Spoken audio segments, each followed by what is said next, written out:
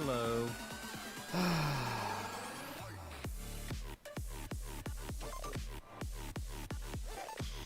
This episode of the LAN Party Podcast is brought to you by my living room couch. Yay. Are we live? We are. Oh, hi, everyone.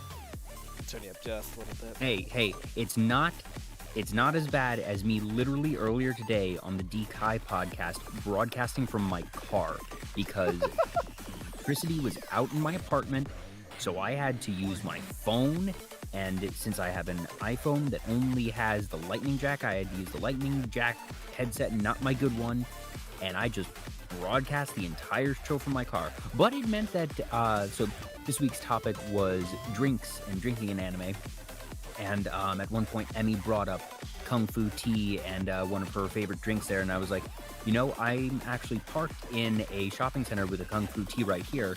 So since I was hands-free, I drove the couple hundred feet to Kung Fu tea, placed an order, and then dropped out of the call just for a minute or two to grab it, and then had a live taste test at the end of the show, and it was great. Oh, nice. By the way, you can check out the DKI podcast every Friday over on Digital Era Entertainment, twitch.tv/Digital Era Twitch. Go give them a follow. It's just a really, really cool group of guys over there. Guys and gals. So. Yep. DKI is our weekly anime podcast. That's at 4 p.m. Eastern Time, so 3 p.m. for those of you here in Texas. And have two really accomplished voice actors, one really accomplished host, and me, one kind of moderately accomplished, I don't know, con dude. It's fun. Hey, don't sell yourself short. If I ever have to go to anyone for professional marketing, you are going to be my go-to guy. Oh, well, thank you. So, but anyway, welcome to episode 12 of the LAN Party Podcast, live on YouTube.com. I am your host, Taylor. This is my co-host, Joel.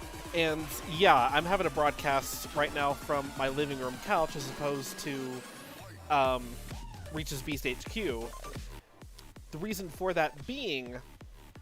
Okay. So our central heating in the apartment has been out since yesterday.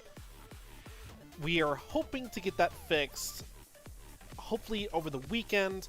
Please, God, hopefully by Monday. So central heating is out. Does it mean you have no heating at all, or just the central heating is out? Just our central heating is out. We have space heaters that we can use, and I also have the benefit of having not one but two gaming PCs in my bedroom that are perfectly capable of generating heat. But I think what was happening, and this is why the podcast cut out earlier, which I do apologize for. I honestly should have anticipated that in advance. But for some reason, since last night, the breaker for the side of the apartment where the bedrooms are, the master bedroom and the front bedroom, that breaker keeps getting tripped. And I'm wondering if it's because of the added strain that we are putting on that part of our localized grid with those space heaters, if that might be the issue. So what I've done for now is I've moved my streaming rig into the living room, and I'm plugged into a completely different outlet set. I'm on the other side of the apartment, so hopefully that'll help even out the electricity usage of the apartment. We won't have any more breaker trips, and we can move on relatively trouble free. It's gonna. I have some projects though coming up that having to edit from the couch is going to be a pain until we get all this fixed. But Anyways, our top headlines for tonight. Two members of Hololive hit the coveted 1 million subscriber mark. This week, we have Aki Hato and Amelia Watson both getting their 1 million subscriber celebration. Oh, wait, hold on one moment. I'm being told this is, in fact, not the Hololive Party podcast. My apologies. I mean, they play games. This is a gaming podcast. There's a very loose correlation there that yes. I There you go. It's That's my the damn spirit. show. I'll allow it. Proceed. Aha! Well, no, that's about it. They hit a Oh, okay. million subscribers. Good for them. Hey, congratulations. I didn't have anything past that planned for that gag. Sorry. No, it's all good.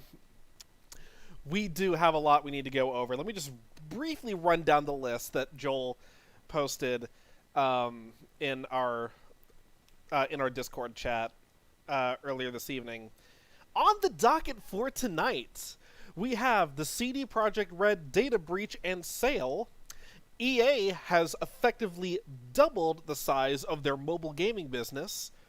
We have the we have the title and the logo tweet for the second Sonic movie. We have the casting announcements for both the Borderlands and the Last of Us movies. The Kingdom Hearts franchise is Getting another port. Is getting Another another one. port. Something awesome is happening at McDonald's, and there's a really cool concert happening with Pokemon in celebration of the 25th anniversary. That is everything on the docket tonight, so expect a break about an hour to an hour and a half in, because holy shit. Stuff happened this week. It Oh was my actually God. a nice week in gaming. Well, a nice week except for everyone at CD Projekt Red. All right, so are we just going to just go ahead and open up with that, get this out of the way? I feel like that it is in actuality the most newsworthy thing that we have on the docket tonight. That there's some fun stuff with movies and a bit of Pokemon stuff, but CD Projekt Red is actual news, and it's really unfortunate that people did this, and that it's very clear that this is a quote-unquote retribution from some disgruntled people regarding the cyberpunk, fiasco, as it were. So, in short, CD Projekt Red posted on their social media accounts a couple days ago stating that their network had been breached and that all of the source code for Cyberpunk and for The Witcher 3, as well as many company documents, and from what I've found, including accounting documents, HR documents, were stolen and they were ransomed. And CD Projekt Red said, lol, no. They posted actually the honestly immature ransom note that was left. That this is very, very obviously done by people who are not, your normal, like, black hat hackers. That did this, or at the very least, they're not presenting themselves as, buttoned up, as it were. That they're doing it for the lulz, it seems. Yeah. And they were making demands of.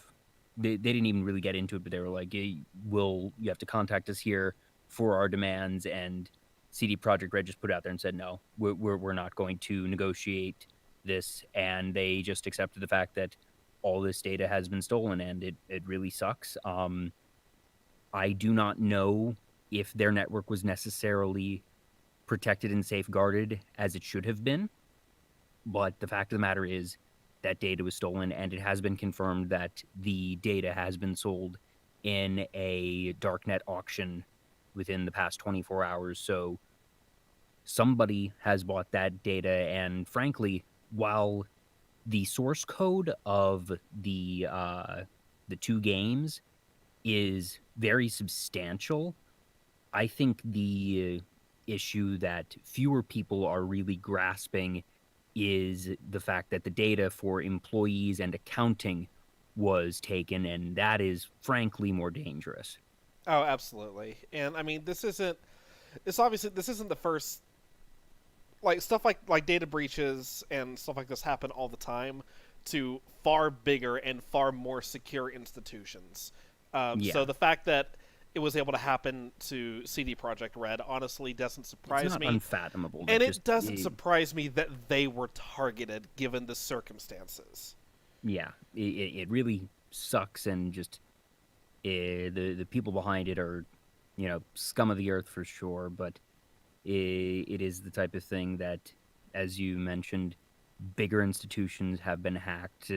That eh, at this point, if it is very difficult to be truly, truly protected, and just hopefully the folks affected at CD Projekt Red will get, good identity protection. So if any of their information gets used out there, that it can be flagged appropriately.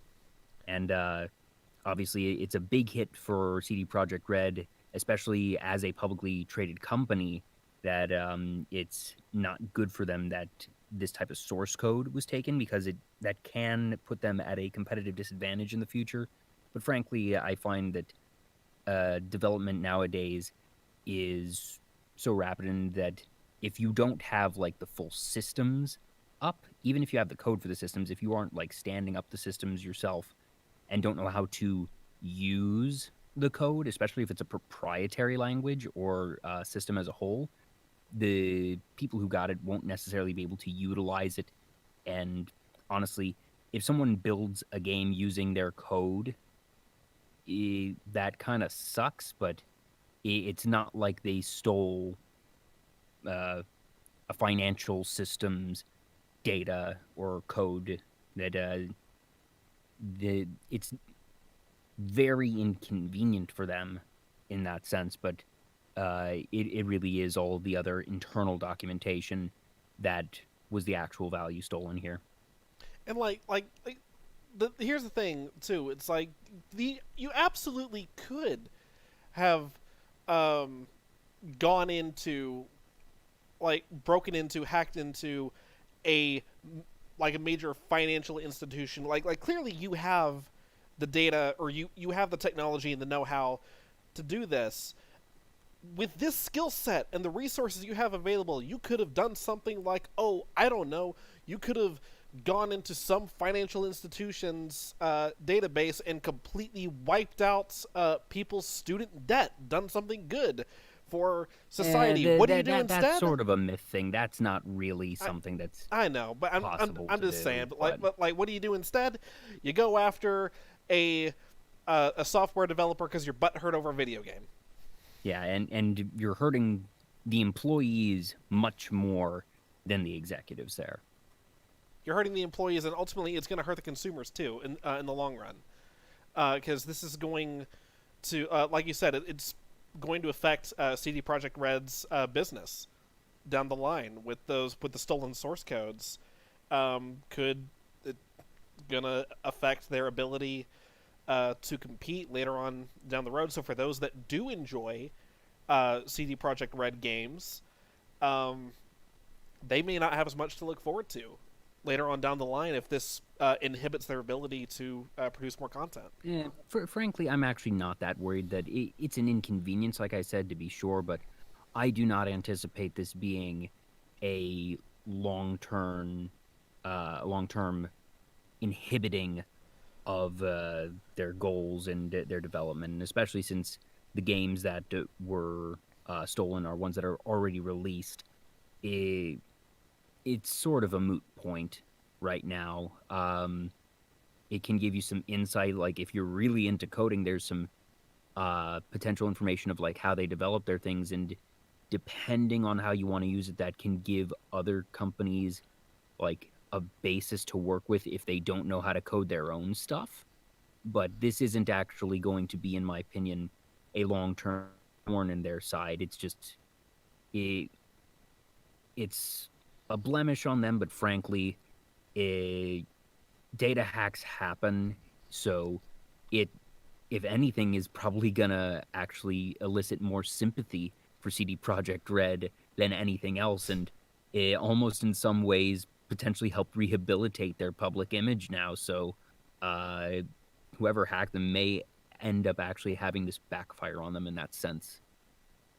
Because yeah, it's embarrassing, but just I feel like the general public looks at data breaches nowadays and shrugs and says, "Oh, damn, they got hit," but nobody is shocked or appalled at, "Oh, your systems weren't secure enough." That unless it comes out that they had just catastrophically poor protection, I don't think that this really hinders them long term. That's just going to lead me down a whole discussion that it really has no place here on the podcast. It's more like that's more of a discussion of local politics here in Fort Worth. I'm not going to get into that right now. Hacking. I mean, like the I've been victimized myself by data breaches before. Same Like here. The University of Maryland had their systems breached a couple years ago. I mean, it happens. It sucks. And if they were a sponsor, this would be the part where I tell you about ExpressVPN. But unfortunately, they are not. So I will elect not to do that. Come on, ExpressVPN/NordVPN. So, like, sponsor oh my god. They're too busy throwing all their money at Rooster Teeth right now, so I'm not gonna. I'm not gonna bother. So, let's see here. Well, in brighter news, or well, it sort of depends on what you consider brighter news, but in not bad news, Electronic Arts has acquired Glu Mobile, or they're at least finalizing all the paperwork to acquire Glu Mobile for the whopping price tag of $2.1 billion. So that's a bit more than what Microsoft bought Minecraft for. And Glu stockholders will be receiving $12.50 in cash for each share that they hold. So if you were a shareholder there, you're going to hopefully get a nice bit of a payday. And Glu Mobile, while not necessarily a household name, is a very established name, especially in the mobile industry. That if you are knowledgeable about mobile development, you know of Glu Mobile. They have done a lot of casual games that have been extremely successful. They did the Kim Kardashian game.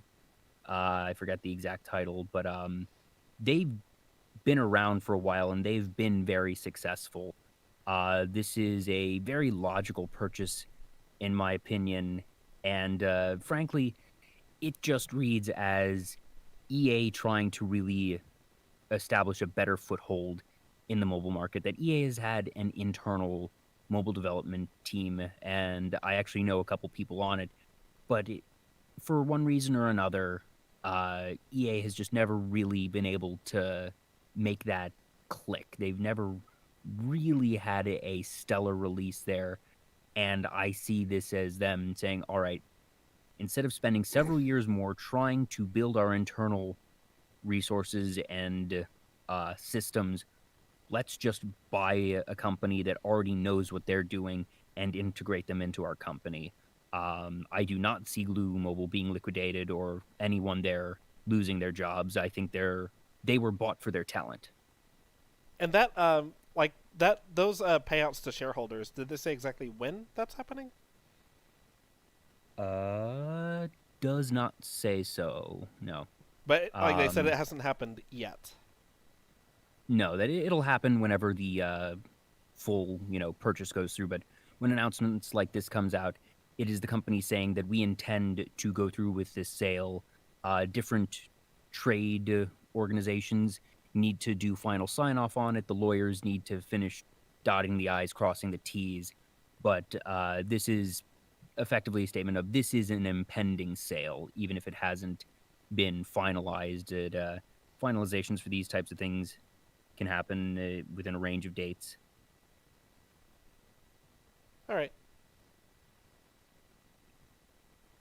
But the Glu stock, as of February 5th, upon closing is where the price is going to be. As it says here, Glue stockholders will receive $12.50 in cash for each share of Glue stock, representing 36% premium to Glue's closing share price on February 5th.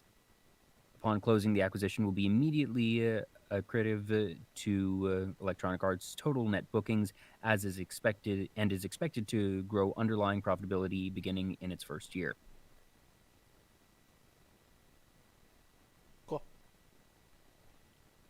Hopefully, So, what I'm really interested to see is how they leverage the knowledge and expertise of Glue and what they develop next. Because if they're making this type of investment, that signifies their desire to release something in the next several years. So it will be very interesting to see what they develop. Because will it be Call of Duty? Will it be a sports game?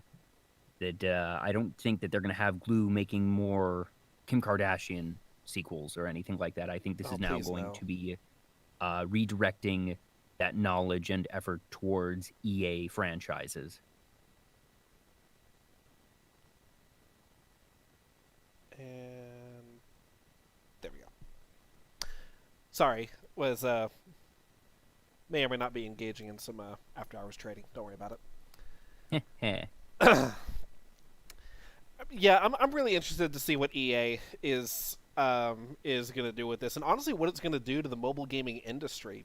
Just because it's like mobile gaming over the past few years. This is not a tectonic shift in the industry. That Glu Mobile is a very established player, to be sure, but this ultimately reads as a large but mundane purchase. That EA is still nothing to sneeze at, and while they haven't necessarily released any truly remarkable mobile games in recent memory, they're no slouches. Even so, it's just that EA strives to be the best, and so they want to really just raise the bar on their development there, and I do see this as a very distinct net positive for them, and we'll see where it goes. But I don't see this as anything that's really going to shake up the mobile industry or anything. This is something that companies raise an eyebrow and like, oh, neat, good for Glue, good for EA, and back to work. Yeah, I guess. And I mean, then again, even if it is EA, with as big as they are and all the resources they have, you know they will never. Their foundation is not in mobile. They were not established as a mobile company, so a lot of their habits and sensibilities aren't necessarily where you want them to be for mobile development. And my guess, and like I obviously say this as a total outsider and speculation, but I figure that they've tried to build out their mobile team, but that a lot of their habits as a console developer have leaked over, and that it just hasn't been as optimal as it would be at a company that was founded on mobile development and just has a better sense for the market and for best practices across the board. Yeah, I mean, like what I was gonna say is that even with all the resources they have and as big as they are, and even with the acquisition of Glu Mobile, they will never, ever be able to come close to competing with the absolute juggernaut of mobile gaming that is Raid Shadow Legends. Ha! Had to get one in.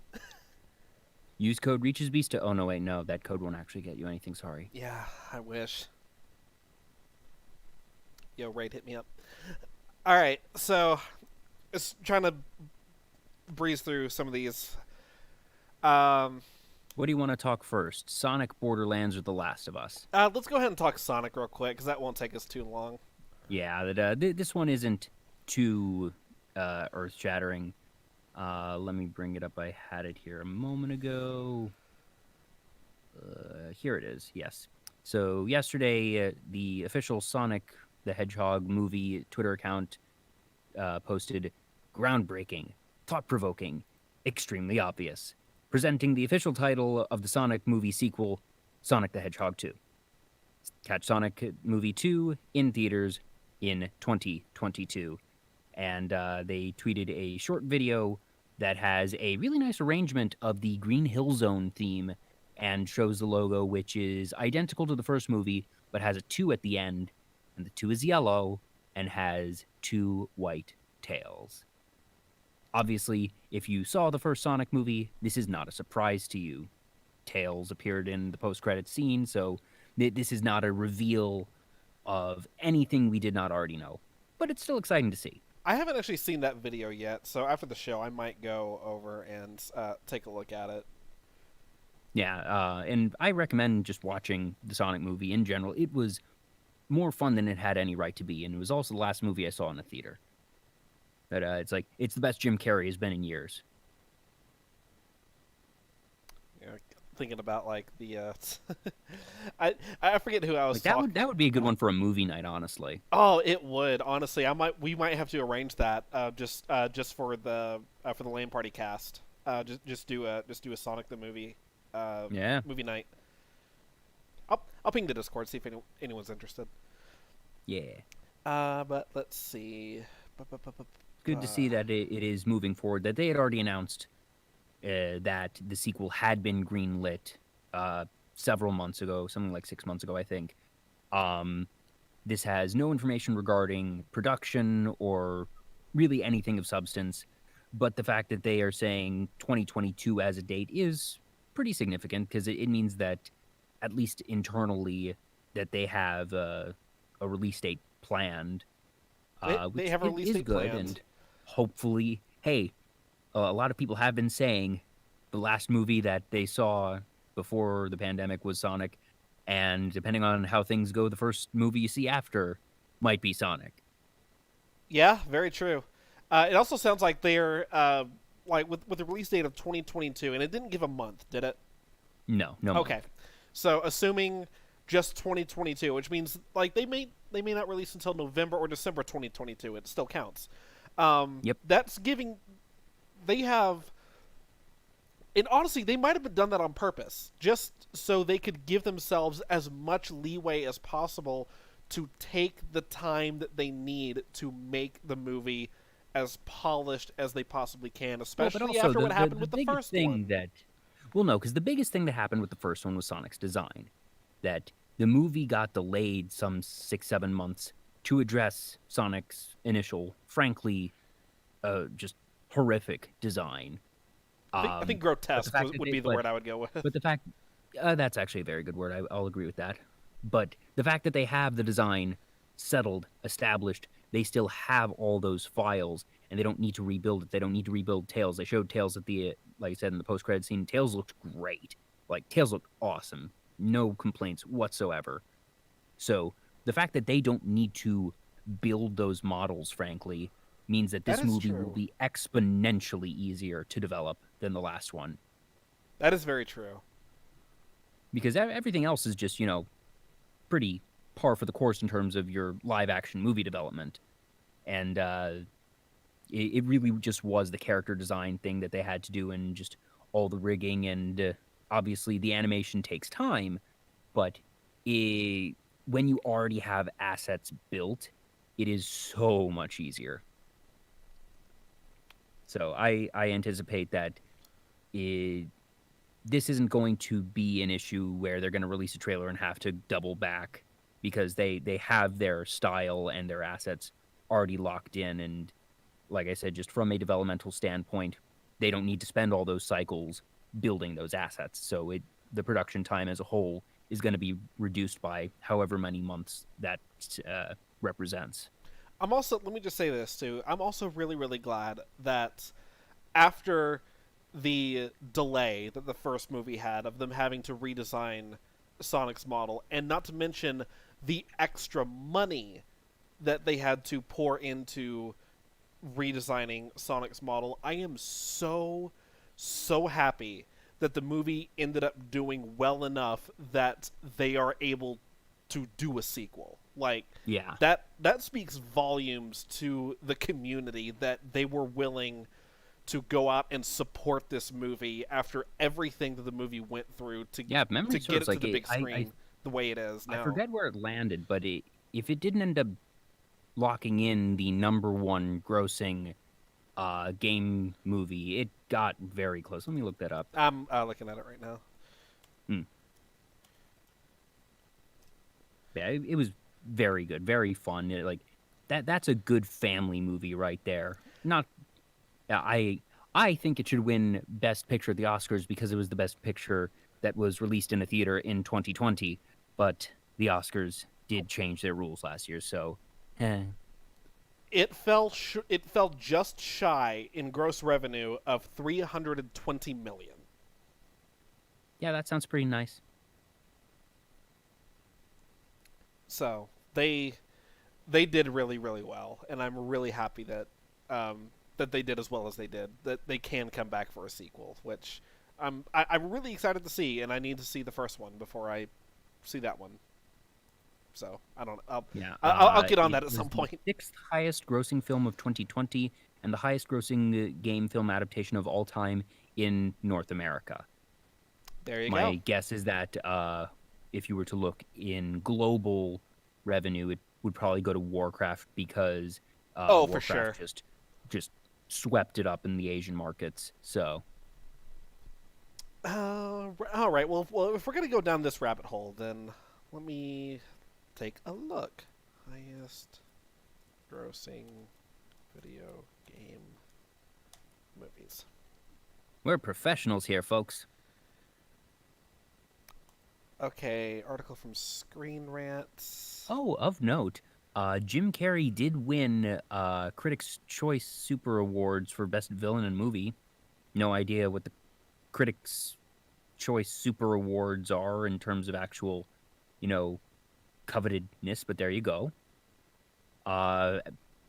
Frankly, more impressive, it's been nominated for 2 Nickelodeon Kids' Choice Awards. Now, that is an actual award right there, and as weird as it is to say that something called the Critics' Choice Super Awards is not worthy, but the Nickelodeon Kids' Choice Awards is. It's nominated for Favorite Movie and Favorite Movie Actor. Favorite Movie Actor, once again, being Jim Carrey. All right, I've got the top 10 highest grossing video game movies of all time.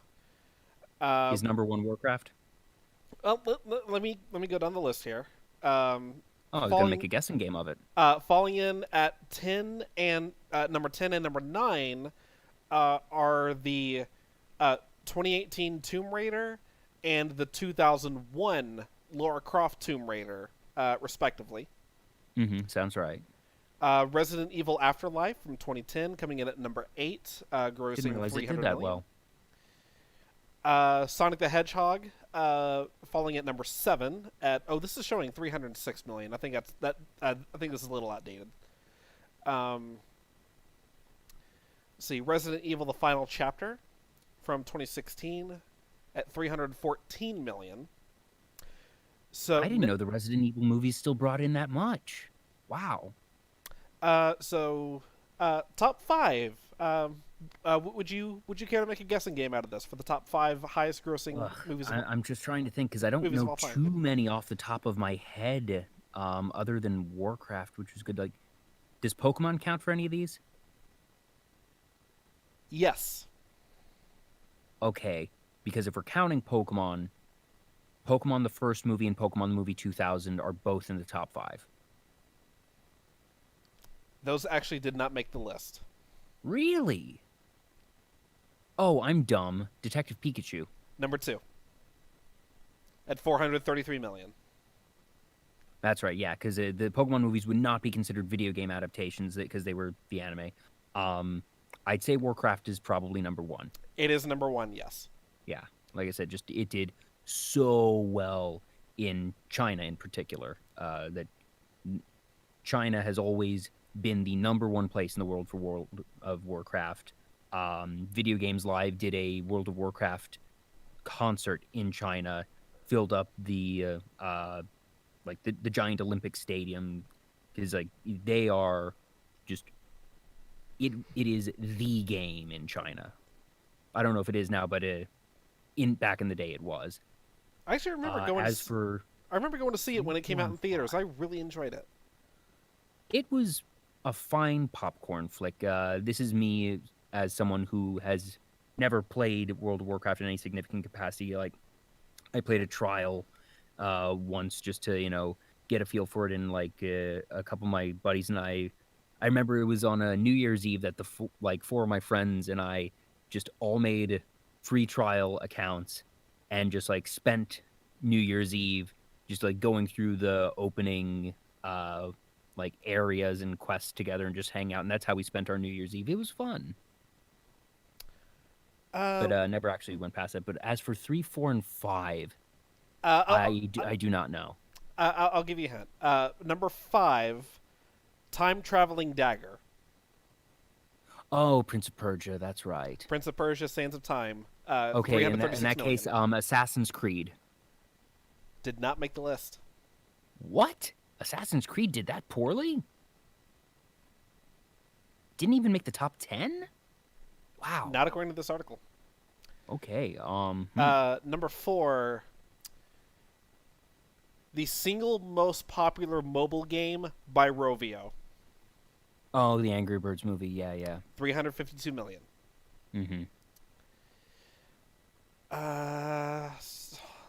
What's a good one I can give for this one? So, but just the first Angry Birds movie, Angry Birds 2 is not on there. Angry Birds 2 is not on here now. I didn't even realize they made a second one. Okay, keeping in mind, this should hopefully narrow it down. Given that these are video game movies.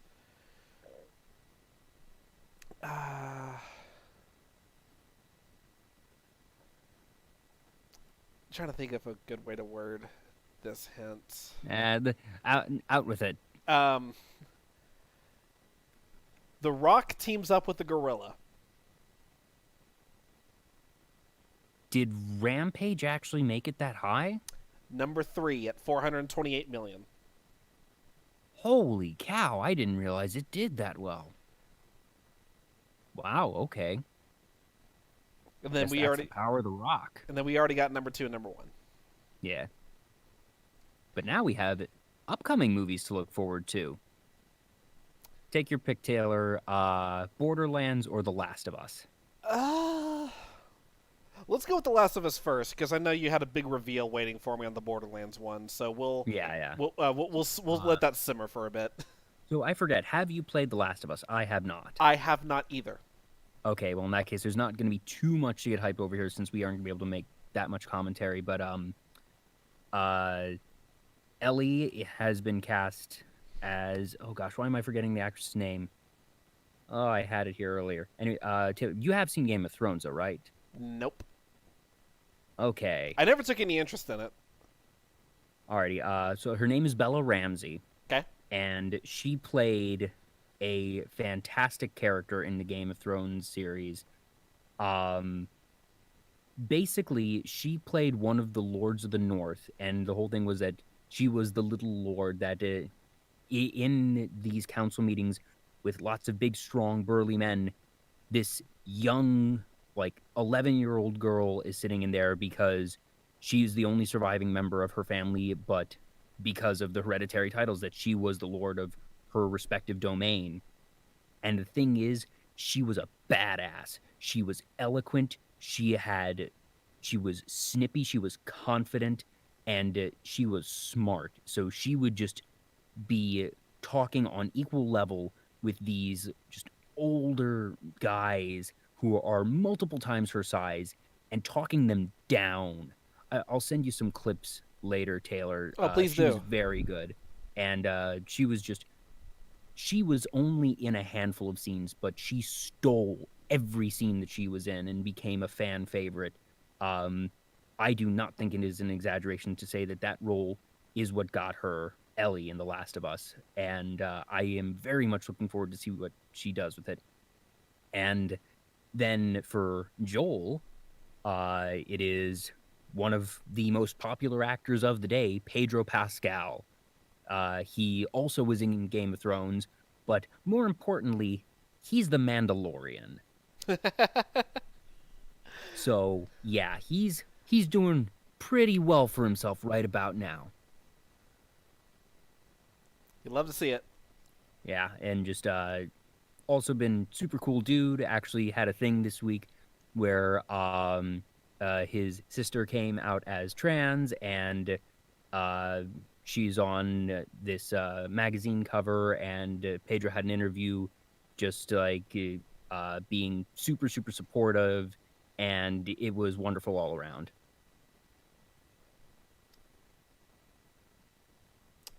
Alrighty. Anyone else for The Last of Us, or was that all that has No, been announced so just far? the two leads are the only ones that have been announced so far, but those are some pretty big names, especially in these nerdy spaces that we occupy. So very much looking forward to it and seeing where the rest of the cast gets built out towards. But then again, from what I understand, The Last of Us is not a very large cast. It is very much Oh, a two yeah, game, a two-person show, hence the title. yeah. Before we move on, I need to shift into broadcaster mode for just a second here. For those who may be listening from the North Texas region, please be advised that the National Weather Service has just issued a winter storm warning for the Dallas-Fort Worth area, predicting a, quote, historic winter storm, end quote, set to hit the region between Sunday evening and Monday afternoon. Hmm. Um, Someone who grew up on the well, not on the Eastern Shore or anything, but you know, in the East, I look at this and say, "Oh, so you're gonna get like maybe 3 inches." Well, one, not like I'm going outside anytime soon, but I do know that for you all here in Texas, the little nippiness, and you all just go crazy. So yeah, like if this. you're in North Texas, stay safe, stay warm, stay at home. You should be staying at home anyways, but extra stay at home this week. Yeah, this like don't go out unless you absolutely have to, because like I was saying earlier, before the podcast was very rudely interrupted by a tripped breaker. Um, this is not normal for us. This doesn't happen here in Texas. The coldest it gets down here usually maybe high 20s. 20. Yeah, like mid to high 20s, and that's I've it. lived here for over 5 years now. I've seen snow once. But the thing that I know about Texas is the one time I saw snow, it I looked out my window and I was like, "Oh, that's an inch of snow. Whatever.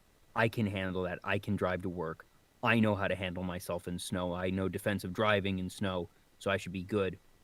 I pull out of the parking garage from my apartment, roll up to the first stoplight, press on the brakes, and I realize, "Oh, that's not an inch of snow. That's about a half an inch of snow and a half inch of ice." Because here in Texas, you all really don't get much snow. You get ice. Yeah. And I don't give a damn of how good you are at driving. I can drive through inches of snow. No one can drive through ice. It doesn't work. I I am not in any way condoning this. I am not saying anyone should ever try this. A few years ago, when I was working working at a movie theater up in Roanoke, I made the very, very stupid decision to try to drive into work the day after we had an ice storm move Oh through. yeah, as an aside to the end of my story, so I immediately pulled over after realizing that this was ice, uh, opened my email, and the CEO had already emailed everyone in the company an hour prior saying, "Don't drive to work today. Work from home. Roads are bad." And because I usually just don't check my work email Yeah. prior to actually getting into work, but yeah, so turned around and drove the quarter mile back to my apartment, and that was that. So that was nice. Yeah. But sorry, as you tried to drive to work. Uh, Silly, silly Taylor. Yes, and I should not have tried. For the distance I had to drive, I should have just called them and said, "Hey, roads are too dangerous. I'm not making it into work today. That's what I should have done. That's what I recommend anyone does. Do not do what I do, or do not do what I did.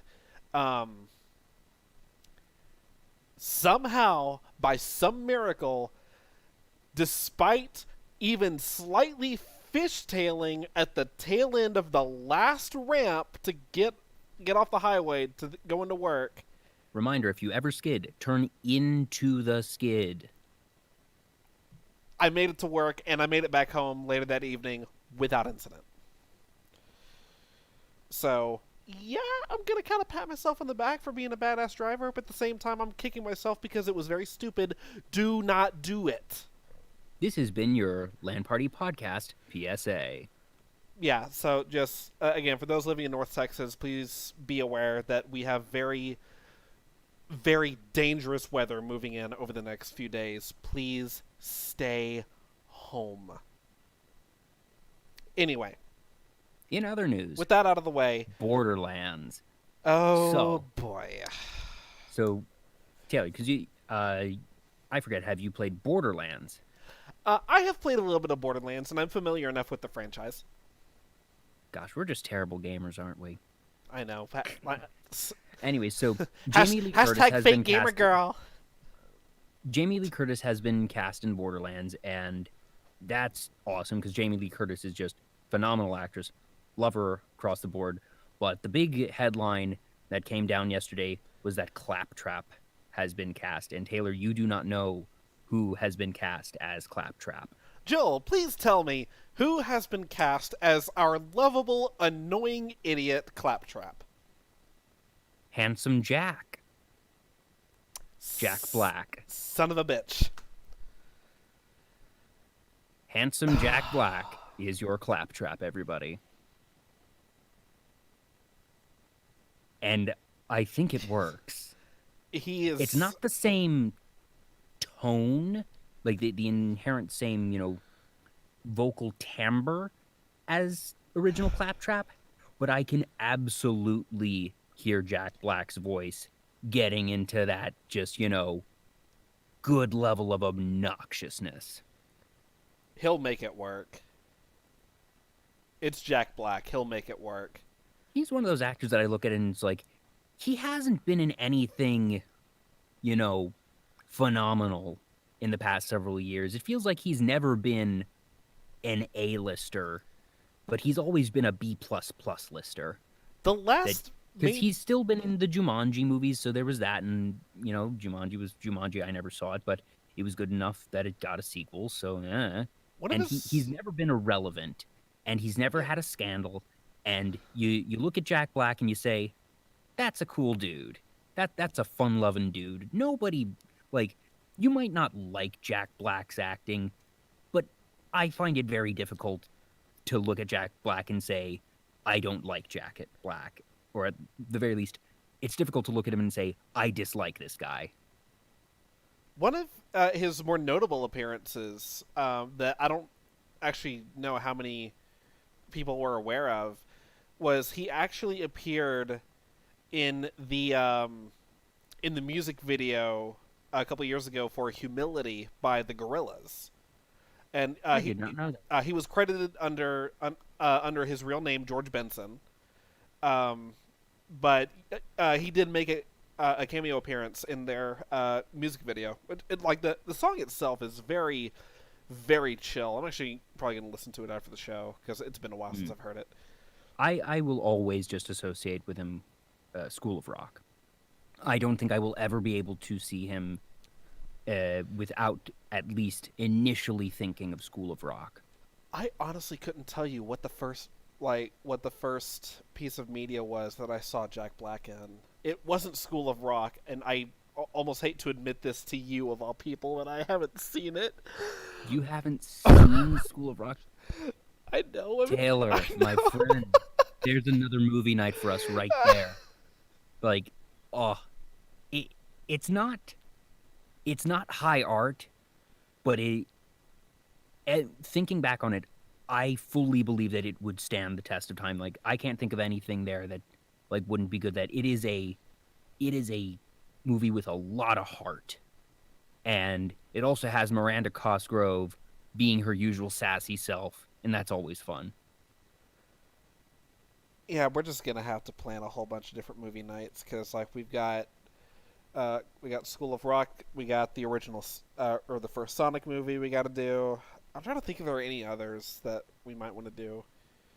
Um, And maybe Pirates of the Caribbean, because hey, Digital Era Entertainment is going to be doing a radio drama presentation of Pirates of the Caribbean: Curse of the Black Pearl on February 27th. That's going to be a Saturday. Time is to be determined. It might be 3 p.m. Eastern, it might be 4 p.m. Eastern. It's probably going to be 3 p.m. Eastern because it's a long one. yeah, How's that for a plug? yeah, and you can check that out over at twitch.tv/digital era twitch. Go ahead and give them a follow. Just like I said at the top of the show. You can also follow on Twitter at Digital Era Tweets for information, or on Facebook at Digital Era Entertainment. Just a great group of people over there at that channel. One of them has we've actually had featured on the show before, and that's Mario. Mario. Just Yeah. just a wonderful individual. Love working with him and everything that we've done together. But yeah, please be sure to go and check them out and support their content. Yeah. So in general, like, this is a lot of movie news to come out this week. It's sort of anomalous because in general, if you think about it, there still aren't a ton of game movies. So for so much game movie news to come out in the same week is kind of amusing, because these are from three very different companies. This wasn't one group releasing a bunch of info as a massive press release. This is just purely incidental, and really more speaks to simultaneous development cycles than anything.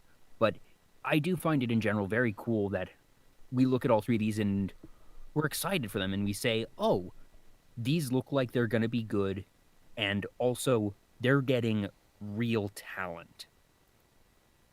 That the second Sonic movie is almost assuredly, even if it's not going to be necessarily as good as the first one, it's very reasonable to believe that it's not going to be a catastrophic failure.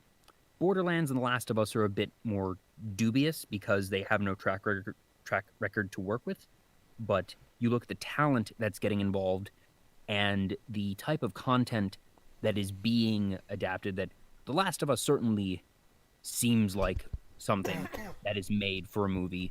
Borderlands is a bit sprawling. I'm not sure how exactly they'll adapt that, but I think that it'll be fine. And just as a comedic thing, Jamie Lee Curtis and Jack Black both have the comedic chops to really sell those types of characters. And, for a long time, gamers had been sort of conditioned to say, oh, a game adaptation or a movie adaptation? I don't know. But now I think we've turned a corner in terms of writing and development for game movies, to the point where we can be, at the very least, cautiously optimistic and not feel like we're being set up for failure. I think, thinking strictly box office numbers, Borderlands movie, I could see it easily hitting 175 mil, 200 mil minimum. Oh, they're going to blow past that. Like, if we're operating under the assumption that all of these movies come out post-COVID, that everything is open at full capacity again, nobody is scared to go to the movies anymore, I think that all three of these break 300 million easily. Not close. I think the Sonic movie does the best, simply because Sonic has the biggest brand name, and that's really not close. It might not be the most recent game, but people, the layman knows what Sonic is. The layman does not know what The Last of Us is. I'm actually going to challenge you on that here in a second, but go ahead. But I think that both Borderlands and The Last of Us will both be incredibly successful, and will probably be, from a narrative standpoint, better than the Sonic movie. I don't think that's necessarily a hot take, simply because, Borderlands and The Last of Us were written to have plots, whereas Sonic itself is not, and Sonic is making it up as it goes along from scratch. And The Last of Us is very dense, very thoughtful material that has won many awards. Obviously, The Last of Us 2 got just a lot of accolades for all the things that it did in this past year. And Borderlands is a much beloved franchise by, good old Gearbox. Even if it's not necessarily the biggest name out there, it has what feels like a cult following, but it's too big a following to be a cult following. That's fair. And I mean, like going back to The Last of Us 2, not to mention it damn near swept the Game Awards. Yeah. The reason that I say Sonic is bigger is because maybe I'll concede that the layman may have heard of The Last of Us, but Sonic is up there in terms of the most recognizable names in all of gaming. It is a beloved franchise, even if it is a maligned franchise in terms of recent releases. Frankly, the Sonic movie is better than any Sonic game that's come out in the past decade. Shots fired? Maybe, I don't know. But the other thing is that it's the most approachable. You can go to that with the family. The Last of Us, I expect to be rated R. So just I can absolutely see that. By sheer metrics of potential audience, Sonic has an inherent leg up. Borderlands will probably also be rated R, though for different reasons. Borderlands is going to be for language and crude humor, whereas The Last of Us is going to be for violence and dark themes. But I would expect both of them. Well, I could see Borderlands as PG-13. I would expect Last of Us to be R. Hashtag let Claptrap say fuck. Yeah, that's going to be the real thing of just how many fucks do they give him? Sorry. Anyway, the here's where I throw my red flag onto the sideline here. For those of you not savvy with football, that's called a challenge. I think the Last of Us movie is going to be a solid contender. It may not beat Sonic. I'll go ahead and say that. But I think it'll at least be a very solid contender simply because of how beloved it is by its fan base. I could imagine... Don't get me wrong. Like, it's going to do very well. I'm predicting... The reason I say Sonic will do better in the box office is simply because it's going to have a wider audience. I'm going to throw a number out here. I'm going to predict for the Last of Us movie, and this is how confident I am with how well it's going to do. I'm predicting it hits $500 million. I would not call that absurd at all. I think that's entirely reasonable. Because again, it's so beloved by its fan base, to the point where it wouldn't surprise me if people go back to see it multiple times. And just like with I said, the other thing is, depending on how it does, I think that The Last of Us stands a chance to be the first game film to be nominated for an Oscar in an area that isn't special effects. You might be right. That like if Pedro Pascal delivers, I could see... I don't think the Academy would give him a Best Actor nomination. They would use the fact that Joel and Ellie are a duo to slide him down into the supporting actor category. Yeah. Because the Academy does that sometimes when if there's someone that they want to recognize that even if they are pretty much the lead, they'll find some excuse to put them in as supporting because it's a less competitive category as a whole. You saw this with Greta Thunberg for True Grit, that she got a nomination for Best Supporting Actress when she was very obviously the lead of that film. I could see them doing that for Pedro Pascal. So, yeah, or even like for Best Adapted Script, that the script writers could potentially get a nod there. We'll just have to wait and see, I guess. It would be really nice to see, just as a gamer, it would be nice to see any video game adapted movie win an Oscar in an area that, like you said, that isn't for Isn't special special effects, effects. whether it be for the actors, for the writers, hell, for like costume design, something like that. Like Yeah. that would be really really nice. I wouldn't expect it for costume design because the costumes in that are very simplistic. Well, yeah. Well, I'm saying like in But general, but yeah, like yeah. any video game, like any video game Heck, adaptation. Borderlands costume design, there could be something. Oh my god, the amount, the possibilities, and the amount of creativity that goes into uh, Borderline costume designs is just mind blowing. Yeah. Hopefully 2022 will be a good year for game movies. I don't know if we're going to see many movies in 2021 at all, but hopefully by 22 we'll be back up and running and with a new era of game films. Here's hoping. I'm trying to think of like what all video games that at least have come out recently that have done really well that could possibly have, or that would be good to have movies, or that would be good to be turned into movies. So I'm not saying that they would, but like what are some Yeah. games that You know that what I I could want to see? see? That what I would want to see, and I wouldn't want to see it as a movie. I'd want to see it as a short series, but it could be done as a movie as well. And it would be such a curveball, but I think that it could be done.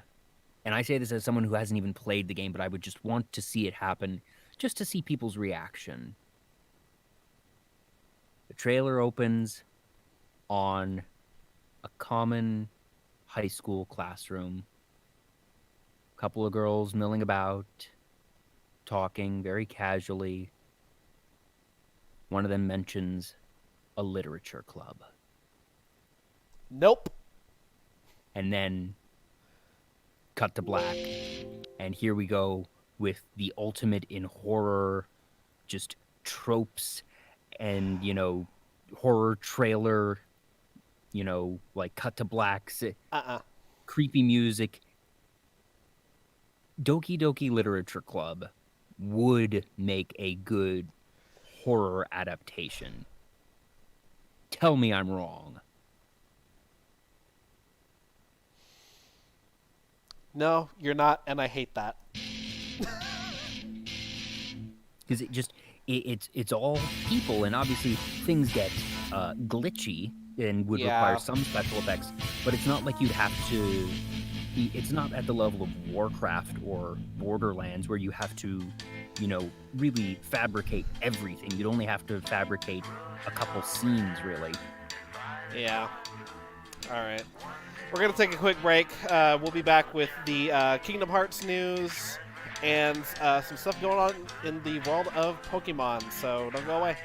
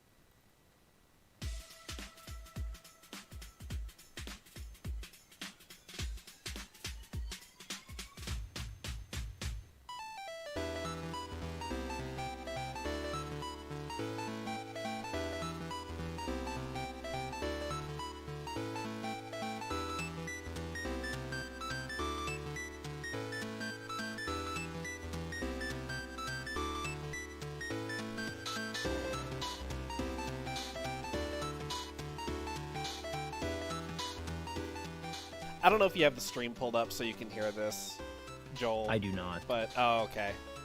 I'll send it to you later on. It's such a trolly song. Like, it's one of those, like... Taylor, before we went live, asked me what she should use to play us back in, and I told her whatever the silliest thing you got is. So, you're welcome. Only reason you got that is because Joel said play something silly, and I just happened to have something silly loaded up. But no, it's one of those songs. It starts out as a very well known song, so you think, oh wow, this like actually get to listen to, like actually get to bop, get to jam out, and then it just takes a hard left turn, and you're just like, what just happened? Anyways, welcome back. Yes, welcome back after a brief break. We've got some Kingdom Hearts news to go over, some Pokemon news to go over. We went out and found a couple more articles to talk about. So, do we want to go ahead and get started with that? Sure. Because I kind of want to save the Pokemon concert for last. Yeah. So, coming out in news just yesterday, 6 Days in Fallujah, a controversial shooter set during the Iraq War, is going to be coming out almost 12 years after it was first announced. Developing the title now is Highwire Games, a company that was created by Jamie Gressimer, game designer for Halo and Infamous franchises, who is also being joined by Marty O'Donnell, the audio director and composer of the Halo and Destiny series. Hey. So you do have quite a bit of pedigree behind this. Oh, yeah, 6 for Days sure. in Fallujah was originally announced in 2009 at the time for PS3, 360, and PC. Konami was the slated publisher. However, shortly after the game's original announcement, multiple groups came forward to criticize the concept of the game. 6 Days in Fallujah was a just still pretty recent thing. And after seeing the reaction to the video game in the U.S. and hearing opinions sent through, quote, phone calls and emails several days later, they decided not to sell it. A Konami spokesperson was quoted as saying. The company that was developing it at the time, Atomic Games, shuttered in 2011 after releasing the game Breach. Highwire Games' version of 6 Days in Fallujah is coming to unspecified consoles and PC platforms this year. It will be a tactical first-person military shooter. The city of Fallujah was originally taken and held by the U.S. military during the early weeks of the 2003 Iraq War. In 2004, the city became a hotspot, drawing in fighters from around the country and beyond. Fighting there cost countless civilians and insurgents their lives, and the fractious state eventually led to the death of several private military contractors from Blackwater, USA. Their bodies mutilated and dragged through the streets, according to the article from Polygon.com. So this was obviously a very touchy subject, and a siege of the city in April 2004, known as the First Battle of Fallujah, proved inconclusive. And basically, for a game to dramatize such recent events, so at this point it would have been a little over 5 years after the events, proved to be still too recent, because obviously we have many games that are covering matters in, World War I, World War II, but at the time it was just too contentious a thing, and was objected to enough that the game's development was halted. But we now seem to be far enough along in the timeline that people are now more accepting of sort of reliving the situation there. There's nothing really to indicate here that it was going to be disrespectful in any way, but there is something to be said for recency sensitivity. Yeah, like a lot of it can be really, really difficult to put out any sort of dramatized content of actual real world events, especially events that have happened as you said, relatively recently. Like even like in the grand scheme of things, we're coming up on. It's been about 18 years now since that incident, and like in the grand scheme of things, that's still fairly recent. Like that happened in my lifetime. Yeah, So but there's certainly a difference that it has been 3 times the amount of time as when the game was initially announced. yeah, like in your opinion, what would you say is the acceptable amount of time to pass before something like that could even be considered? I think it's situational. I think the correlation is directly related to the content of the content being adapted. Um, if it's, a happy event, immediately. If it is a tragic event, it can also depend that what was it an accident? Was it premeditated?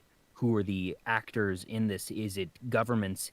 Is it individuals? Is it militias? What is at play here? What are the circumstances? I think it's too situational with too many different factors to really give a blanket answer there.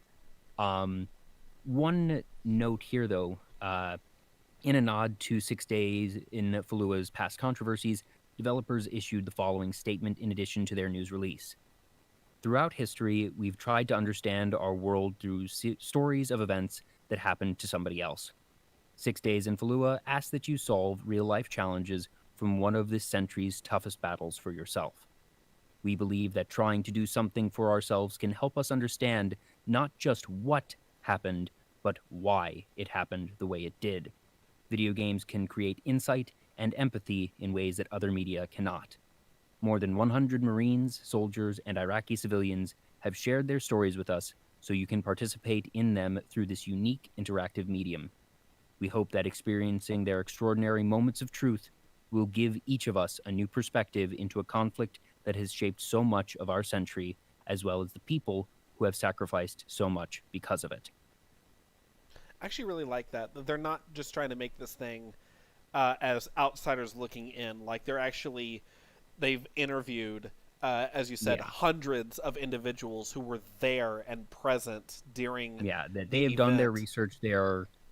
That while this is not the type of adaptation of individual stories that we have coming in Call of Duty, as we discussed a couple months back, Taylor, it is very nice to see that the overarching concept of doing interviews for game development, particularly for war game development, is hopefully becoming more commonplace. That obviously 2 games does not necessarily indicate a wide trend, but it is 2 very high-profile games in their own respective regards, and I could see that becoming the industry standard, and I would very much like to see it become an industry standard, because it is that matter of respect, and it also creates a better manner of realism, which would translate to better gameplay anyways. So, yeah, glad that this game is being made, because like I said, even back in the day, there was no indication of it being, disrespectful or anything. So it is nice to see that it is being done. It feels sort of inevitable that just as the march of time continues, it's going to be more recent conflicts being adapted than World War II. That World War II has obviously been sort of the, default go-to conflict because, as history shows, there was a very easy villain and a very what should be uncontroversial villain in this case, whereas the matters of the Iraq War are more gray, without really actually, delving into the complexities of it all. It is uncontroversial to say that the Iraq War was controversial. Oh, absolutely.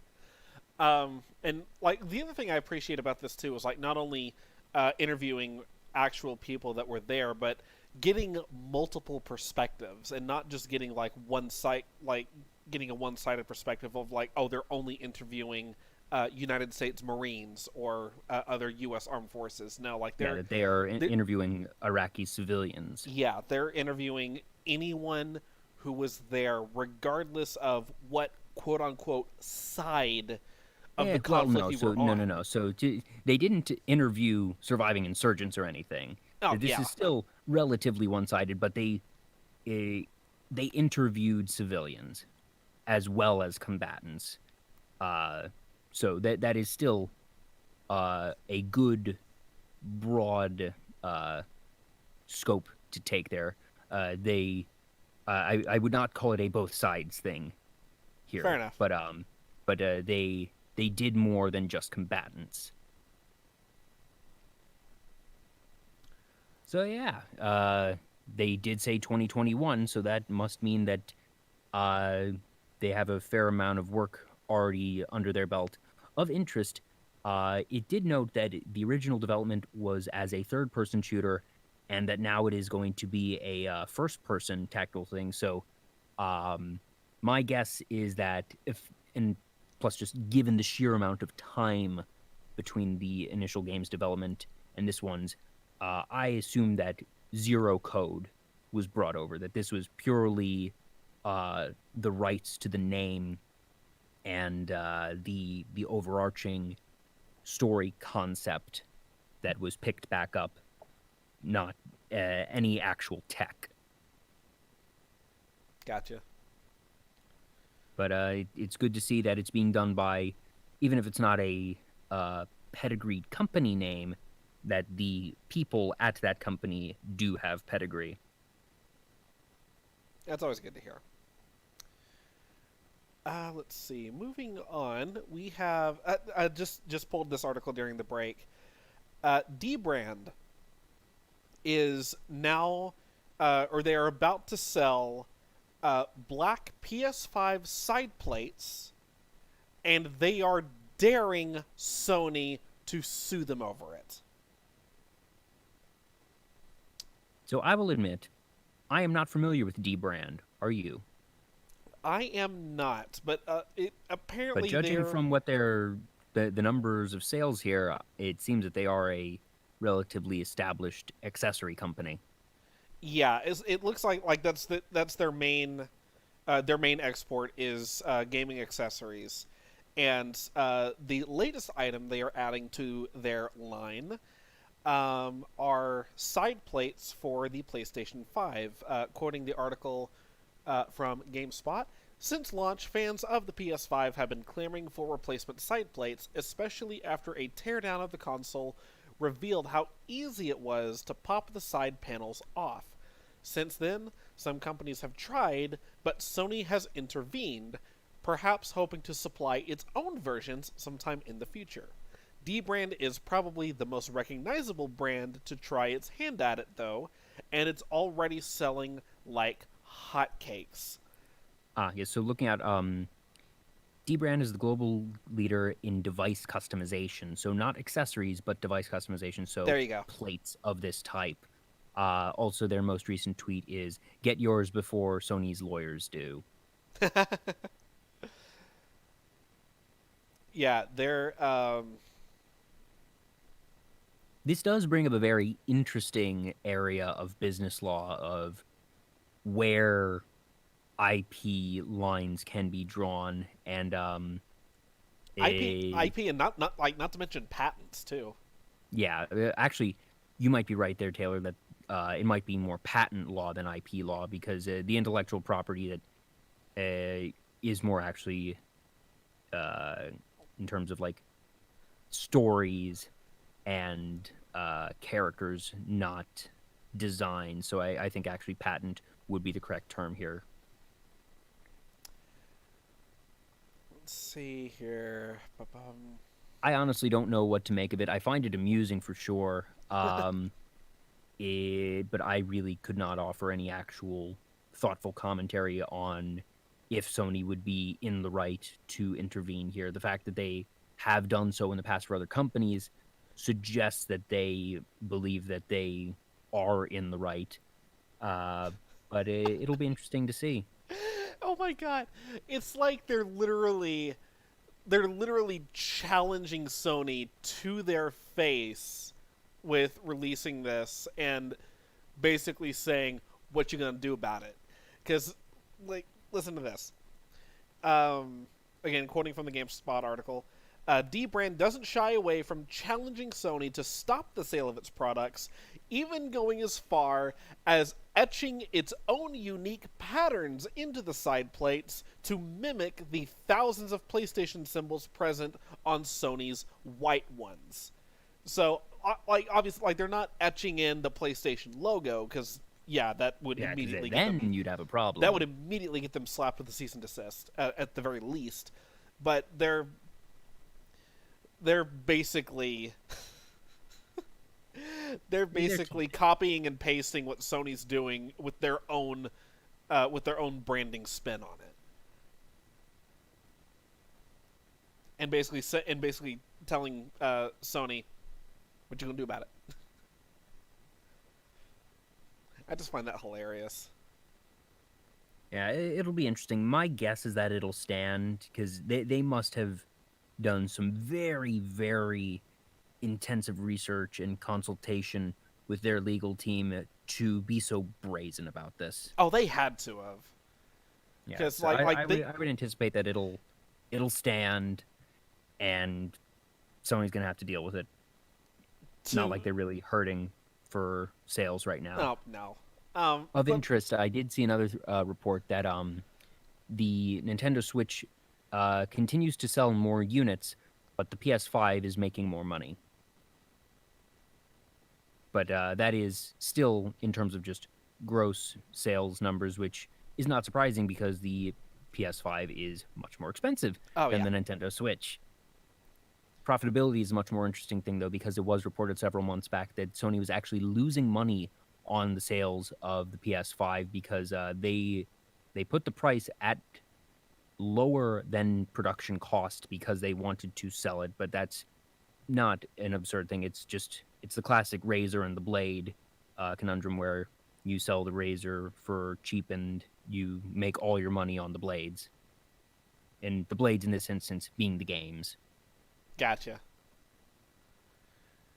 Yeah, now what I was going to say is, like, for them to be so brazen, as you put it, with deliberately rattling the cage of Sony, they have to know for a fact that they have an ironclad case for them to, honestly, I'm going to say it, for them to have the balls to be so up in Sony's face about it. They have to know that their case is airtight. And I find it hilarious. Yeah, there must be some facet at play that differentiates the development of these plates from the other ones that were C&D'd. But those are details that we do not have at this time. Nah. Of course, it's going to be even funnier if it turns out that Dbrand is in the wrong and Sony is able to shut him down. It's like, haha, that's just going to be funny. Yeah. Well, no. Frankly, if they lose the case, they deserve it. At this point, yeah. It's like Dbrand, we're selling a version of your side plates and you can't do anything about it. Sony does something about it. Dbrand, shocked Pikachu face. Hey! No, you're getting ahead of us, Taylor. Pikachu isn't until later. Oh yeah, that's right. I'm sorry. We have to talk about Kingdom Hearts first. Yes, because Kingdom Hearts is being ported for the umpteenth time. Oh. It is being brought to PC, which actually for a lot of people is a very exciting thing because it is sort of weird to think that Kingdom Hearts has never made it to PC platform, and it will also be making it, I believe, to Mac because it is coming to desktop and laptop via the Epic Games Store. Hey, Joel, a video game you can play on your computer. How about that? Hey. So fun fact, I played and beat the first Kingdom Hearts game, but I only got like halfway through 2. I didn't drop it because I didn't like it. I think I hit a wall. Like I was having difficulty in one of the Coliseum levels, and I think I got frustrated with it and never picked it back up. I But I do like I did enjoy the Kingdom Hearts series, and I'm kind of sad that I never picked it back up because it is such a cultural touchstone in the gaming community. And uh, while I don't envy the people who had to wait a decade for Kingdom Hearts 3, I actually got to play the first demo of Kingdom Hearts 3 at Anime Expo a few years back, oh nice. because it was the first demo done in the US that they had demos in Japan like 2 weeks prior, but it was the first US demo, and I was there on opening night because I knew I was going to be working all that weekend. So I actually, well, it was night zero because long story short, at Anime Expo, they have the expo hall, which is where all the exhibitors set up, but then there's also the entertainment hall where you have stuff like the cosplay sets, the gaming areas, and they also had, as part of the gaming areas, the setups for Blizzard and Square Enix. So I was able to get in line because the gaming hall was open on night zero, which was a Wednesday night, and the expo hall didn't open until Thursday morning. So after I helped finish setup at the Viz booth, went over there and was able to get in line and played the demo, and it played great, and it was just delightful. And I made several of my Kingdom Hearts fan friends very jealous. Oh, very nice. But anyways, yeah. So Epic Game Store lands a very substantial exclusive. It is the full franchise core game. So 1/1.5 and 2/2.8. It does not include any of the handheld ones. So there's no 358 over 6 days. There's no Chain of Memories, but all of the complete collection of all of the expanded versions of 1, 2, and 3 are here, and that is significant. I want s- any of my friends who are very well versed in the Kingdom Hearts lore. I want to do a like a YouTube exclusive where it's like basically like this is by no means a new thing, but I want a um, drunk explanation of the Kingdom Hearts timeline, basically, because I'm I don't. pretty sure this has been done on YouTube. Yeah, because I don't know if she's in the chat anymore. No, oh, she is. Casey asked us when we mentioned Kingdom Hearts earlier that when we said we had some Kingdom Hearts news, she asked, did they finally give Kingdom Hearts a plot that makes sense? Oh, of course not. Don't be absurd. It's part of its charm. um, but no, I'm gonna plug something here for another streamer of mine or another streamer friend of Oh, mine. end of note, Melody of Memory, the recent rhythm game, is included in this. Oh, very nice. Um, so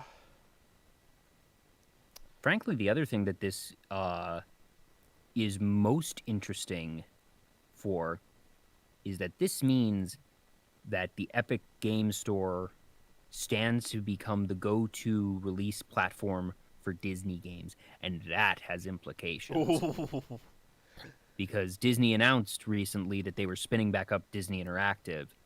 So if they start to release more games and Epic becomes the exclusive release platform for their digital sales, that actually is a very big win for Epic. bring back the Aladdin Flash game. Oh wait. But yeah, honestly, like it didn't even occur to me until just now, but I was looking at this and looking at the release, and it has all the copyright information at the bottom, and right up front it says Disney, and it hit me, oh wait, that actually is in some ways more significant than the Kingdom Hearts announcement itself. And the Kingdom Hearts announcement is not a small one because that is a big, big fish that they just landed, and it's going to be an evergreen thing for their sales. That there will always be people who want to buy Kingdom Hearts, and as we've seen from the many ports over the years, people love replaying it, and having that accessibility of being able to own it digitally on, you know, desktop and laptop is very appealing to many, many people. And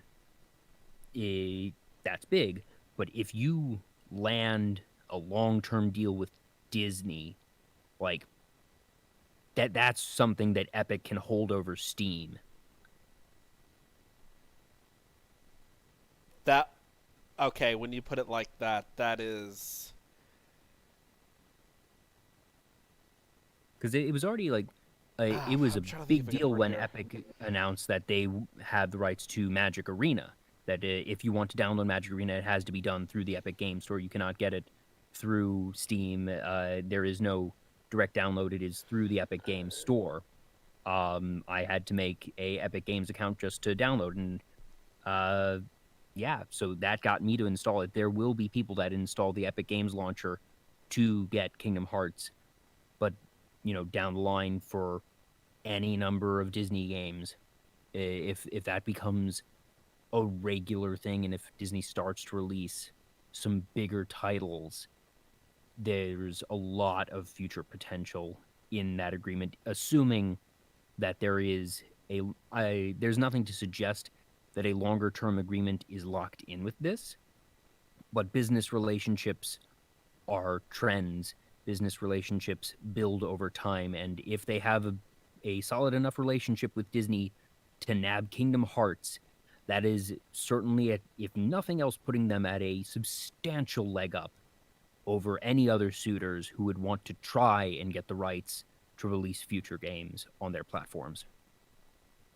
So you realize what Steam has to do now, or what Steam and Valve have to do now to have any chance of competing with this now, right?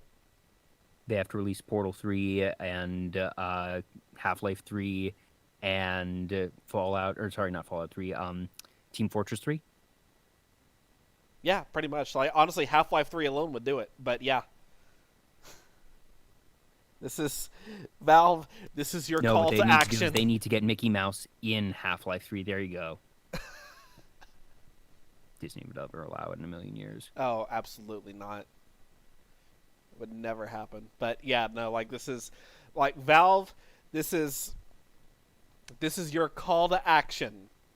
Well, they've already had it that, like, Epic Games in the past 2 years has actually, they have done what for a while was thought to be impossible, and that's to actually challenge Steam in the PC marketplace. That it is, even if the Epic Game Store is not as big as Steam, it is nowhere as big as Steam yet, but they Yet. have even before this established themselves as a true actual competitor that Steam has to be aware of and actually pay attention to.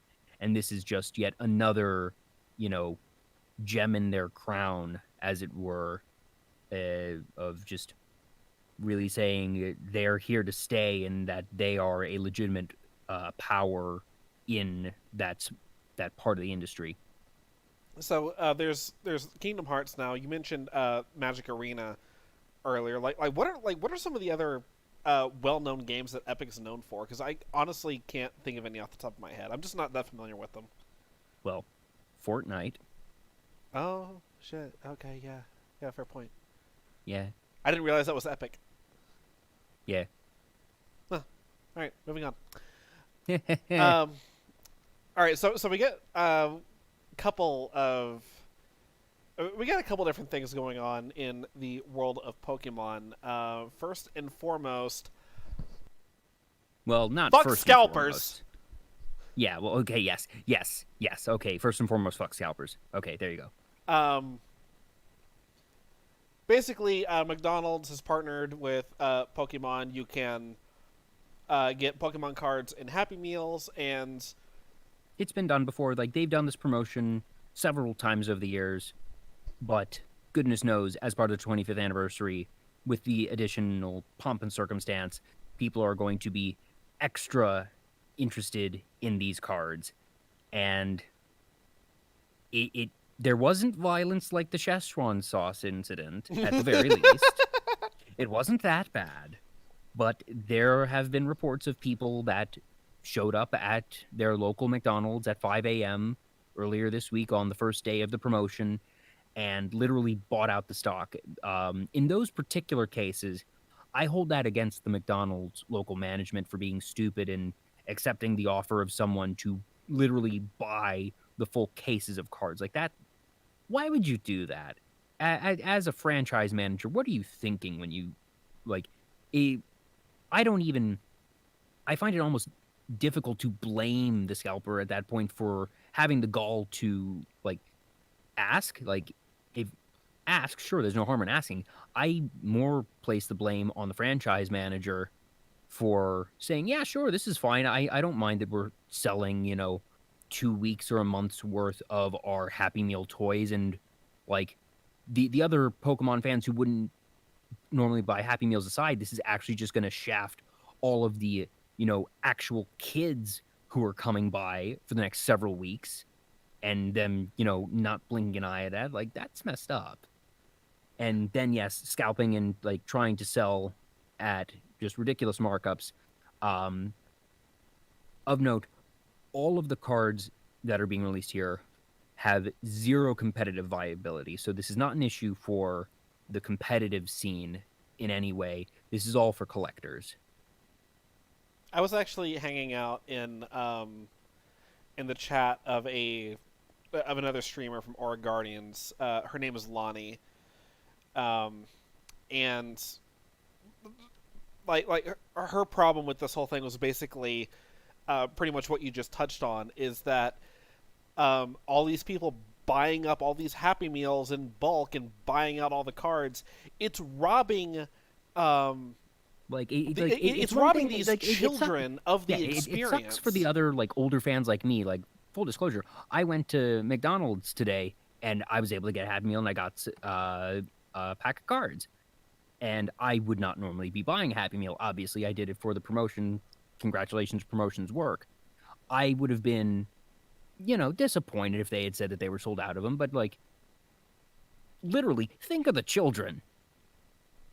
Yeah, literally think of the children. And like the point that she brought up too is like, think of the children whose families may not even be able to get them McDonald's on a daily basis, maybe like once a week or once a month. And it's something that they look forward to that they don't get very often, and they're really excited about it. This is going to be a really great experience for them, and they don't get to experience it because some asshole bought up every single Happy Meal in the joint just so they could make a quick buck.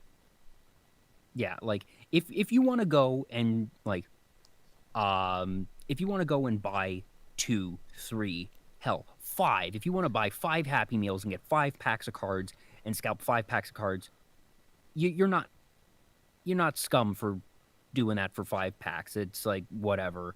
If you want to do that, heck, I bet there's a lot of collectors that are going to buy 5 just because they want to get as many of the cards as possible. But these people were buying up literal cases, hundreds of packs. That's not cool, folks. But also, like I said, I really blame the manager on site for approving this, because it wasn't even that they, bought 500 Happy Meals. It seems like they offered, some lump sum of cash to just buy the cases of cards, and that the manager accepted the sale. Huh? Like, that shouldn't even be possible. That shouldn't even be allowed. Yeah, if the cards are specifically there for the promotion of the Happy Meal, like, there's got to be some sort of like policy in place? Like contractual obligation. Yeah, that those cards can only be given out as part of the goddamn Happy Meal, which, fight me, should have a goddamn age limit on them to begin with. I don't care. There, I said it. It's a Happy Meal meant for kids. It should be limited to kids. It's not really viable to do that because, like, if a parent is going to pick up and the children aren't in the car because, they're getting it when they're picking them up, or like they're getting it home, they're getting it on their way back home from work, you cannot, in any practicality, require that a child be in the car for the sale of a Happy Meal. It doesn't work. Fair enough. I hadn't thought about that, to be completely honest. But at the very least, like a sale limit of saying, like, limit 3 per customer or something. Yeah, or like I was just 5 about per to say that. customer At the very even. least, like 5 is, like I said, 5 if you're gonna scalp 5 packs, whatever, you're not scum. Congratulations. But anything beyond that, then you're pushing limits of rationality. Honestly, if it were me, like if I were in the position of McDonald's, it would be limit 2 per customer. You want more? Go to another McDonald's. There's nothing that says that you can't buy 2 from this one and then go down the street and buy 2 from the other one. I think 2 is too low is because there's plenty of families with more than 2 children. Again, fair point. That's why I say 5. That just statistically speaking, obviously there are families that have more than 5 children. Statistically speaking, the majority of American households have 5 or fewer children. But I mean, so like if you want to be, safe there, and like if somebody comes up and like then have a policy of, okay, if you can see that there's 6 kids in the car, then you can surpass the limit. Yeah. But But I say my point still stands though. Like put a limit into place, and if you want to buy more, just go down the street to another McDonald's. It's for us in particular, it's North Texas. There's a McDonald's. I don't care where you are. Basically every other unless you were in block. the middle of just flipping nowhere, there is going to be a McDonald's within 5 miles of you wherever you go. They're literally. But anyways. The Pokemon cards are super cute. It's all the starters from all the generations. I got a foil Squirtle today. I'm super happy because Squirtle Squad. Nice. I might have to get. I might have to go and get me a Happy Meal later. The actual Happy Meal box. Have you seen these, Taylor? What they look like? I have. Yeah, you posted a picture. They look like Pikachus, and they come with little pop-out ears that you can stick on them, and they're adorable. It's great. Like, props to the design team behind it because it was great. And they also come with this little cardboard box that you can assemble to put the cards in. And just like the art's really clean. It's very nice. Props to the Pokemon Company. This is a great promotion. And it's just... the Pokemon Company did nothing wrong here. I'm sure they expected this because this was bound to happen. There's always going to be scalpers whenever you have a collectible. This has happened in the past when there have been Pokemon... promotions at McDonald's. They've done this at least a half dozen times over the years, probably close to 10 times over the years. I'm not sure, but this isn't their first rodeo. They knew it would happen. It is on McDonald's to put the policies in place to ration these. Everything that the Pokemon Company did, like the cards are great, the packaging is great, so kudos to them. McDonald's, get your shit together. I might need to go get me a Happy Meal. Just to see if I can score a Bulbasaur. Like it's a month-long promotion. My guess is that these places get like shipments for the week or something. So if you aren't able to get it today, I'm sure that sometime between now and whenever the promotion ends, like you can look at the exact date online, that you will have another shot at it. That these places will be getting more product, I am sure. But it still creates a pinch in the beginning, and that's not cool. They already came out like real quickly once they saw what was happening, and they've already said that they've started rolling out basically restocks. Yeah. So they're on top of it. Yeah. Now for the other cool thing on Pokemon, a couple weeks ago, we discussed that Pokemon had announced a special P25 music program. And the headliner that they had declared for the project as a whole was Katy Perry. Very big deal. They announced on the 11th, so yesterday, a Post Malone concert and Pikachu distribution for the 25th anniversary celebration will be kicking off their P25 music festivities. Of note, this is going to be celebrating... this will be kicking off on Pokemon Day, which is February 27th, because February 27th was when Blue and Green initially released in Japan. So The full press release is the year-long celebration of 25 years of Pokemon is off to a rousing start, and things are about to get even more exciting. Be sure to watch an upcoming virtual concert featuring global superstar and lifelong Pokemon fan, Post Malone. Plus, don't miss a Pokemon distribution in the Pokemon Sword and Pokemon Shield nostalgic event, and in Pokemon Go, and a collection of music-themed Pokemon the series episodes on Pokemon TV. The P25 music program, which celebrates Pokemon's landmark 25th anniversary with some of the biggest names in music, kicks off with Pokemon Day, February 27th, 2001, with Post Malone's virtual concert. Fans will be able to tune in to this free concert on Pokemon's 25th anniversary website, the official Pokemon YouTube channel, or the official Pokemon Twitch channel, starting at 4 p.m. PST. So that would be 6 o'clock p.m. for us here in Texas, 7 p.m. for you in Eastern Time. So basically, once you finish listening to Pirates of the Caribbean, just switch over to the Pokemon channel, because it'll be ending right around that time. So it's going to be a good day on February 27th. Oh, absolutely. I can't wait. And they released a small trailer of it, and Post Malone is, first off, in this awesome jacket that has a Pikachu tail on the back. Like, it actually looks badass. Because the tail is not, like, at the bottom near his rear end, that it's an emblem on the back, and it looks actually really clean. I would not mind a jacket like that. But the interesting thing is that the trailer has him, walking backstage and toward the stage, towards the curtains, with the roaring crowd and everything. But as he steps into the spotlight, he becomes an animated avatar. So Post Malone is a VTuber now. Or at the very least, it is suggesting that these concerts may have, for lack of a better term, VTuber presentation. And I don't have an inherent problem with that. Because in order to really... Of course you wouldn't. Well, but here's the thing. As it's going to be a virtual concert, you have a couple of options when you're doing a concert that isn't actually going to have physical attendees. You can either do it in a concert venue and have, frankly, what would be an awkward, empty thing that you can't ever show anything that isn't on stage if you're going to do that. And you're going to have a heck of a time with your camera crew and everything.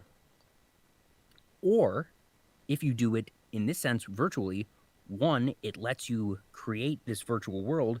You can have a crowd of virtual attendees, which, frankly, from a viewer perspective, is more appealing. It creates more excitement.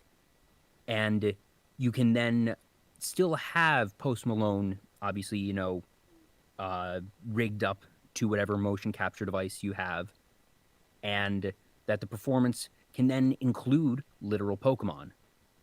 That you can have Pikachu running on stage, dancing behind Post Malone as he's singing. You can have Mew and Mewtwo fly across the screen. You can have Ho and Lugia, make a special guest appearance. You can do that if it's all animated. You can't do that if it's just an actual in-person concert in an empty venue. So I actually think that both for the circumstance of not being able to have attendees and for the actual content being promoted here, that a animated virtual concert makes sense. Plus, the avatar that they showed him with in the video actually looks pretty good. It's very much stylized like Pokemon. It looks cutesy. It doesn't look like they tried to make a normal human. But it hits that nice spot of animated where you're nowhere near the uncanny valley. And it's aesthetically pleasing. So I'm looking forward to it. Again, I haven't actually seen the video for that yet, so I'm gonna. I'll send that to you after we're done here. Okay, cool deal.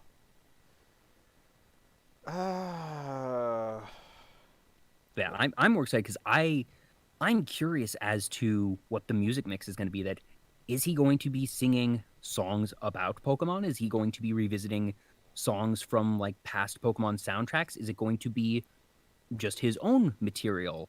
And that it's going to be a Post Malone concert with Pokemon branding.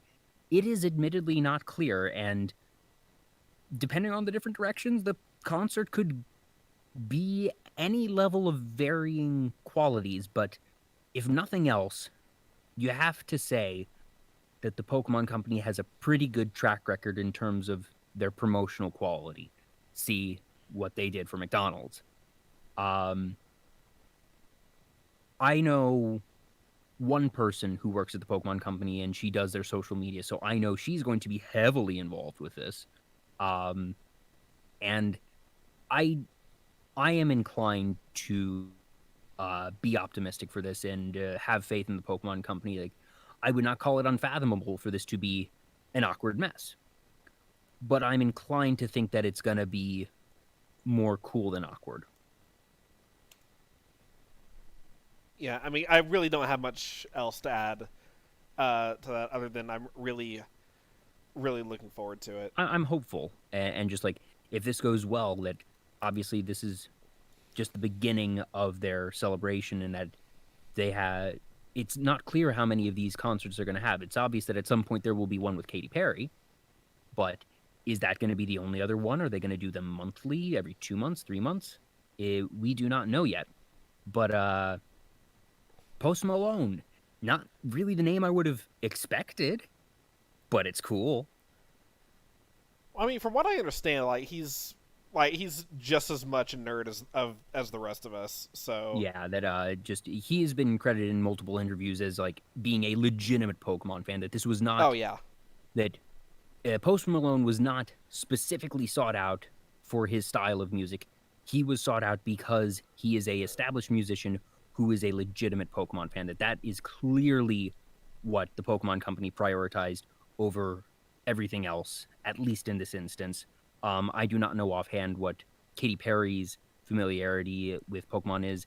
She is it is not controversial to say, she is a different level of superstar than Post Malone. Oh, absolutely. And I hope she's a Pokemon fan.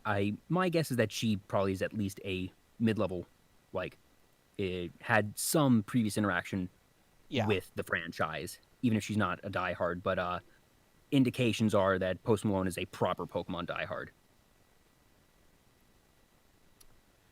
All right. Well, I think I will say this too. Like, as far as the whole animated concert is gonna go, I would love to see what all they can do with that. And as far as the concert quality and the animation quality, however good or bad it is, I will say this: at least it can't be as bad as League of Legends Worlds 2020. I haven't seen it, so I can't comment. But it wasn't great.